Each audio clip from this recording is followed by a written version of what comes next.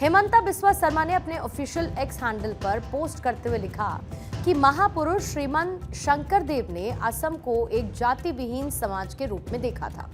उनकी शिक्षाओं के कारण आज गवर्नमेंट ऑफ इंडिया के आंकड़ों के अनुसार असम में खपत असमानता सबसे कम है। साधारण शब्दों में असम में सामान्य वर्ग का व्यक्ति और SC, ST, OBC वर्ग का व्यक्ति लगभग समान परचेजिंग पावर रखता है। अब इस पोस्ट में हेमंता ने असम को एक समावेशी समाज के रूप में प्रस्तुत किया, जहां पर सामाजिक और आर्थिक समानता पर जोर दिया गया।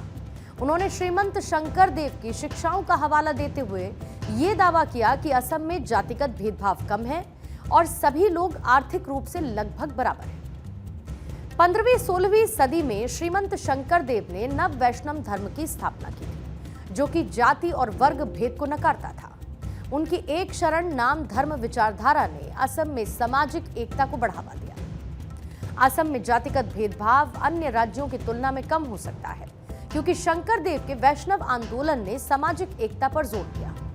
लेकिन चाय बागान मजदूरों की मजदूरी और जीवन स्तर अभी भी सामान्य वर्ग से कम है, ये भी एक सच है। उदाहरण के लिए चाय बागान मजदूरों की जो दैनिक मजदूरी है वो 2024 में 250 से 300 रुपए थी, जो कि शहरी मध्यम वर्ग की आय से काफी ज्यादा कम है।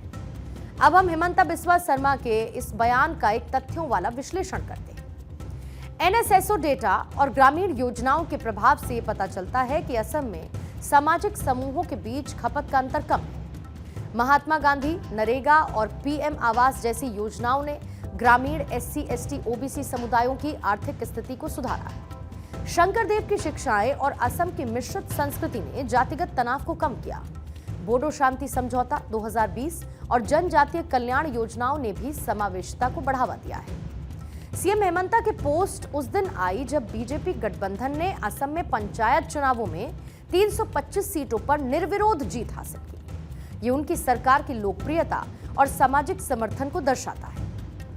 यहां पर आपको यह भी बता दूं कि असम की जनसंख्या में शेड्यूल्ड कास्ट 7% है, जो शेड्यूल्ड ट्राइब हैं वो 12% हैं और जो अदर बैकवर्ड क्लासेस हैं वो 27% हैं, यानी 7%, 12% और 27%। बाकी जो जनरल कैटेगरी है और बाकी के समुदाय हैं, अब इन सभी वर्गों के बीच असमानता सबसे कम है, ऐसा हेमंता बिस्वा शर्मा का दावा है।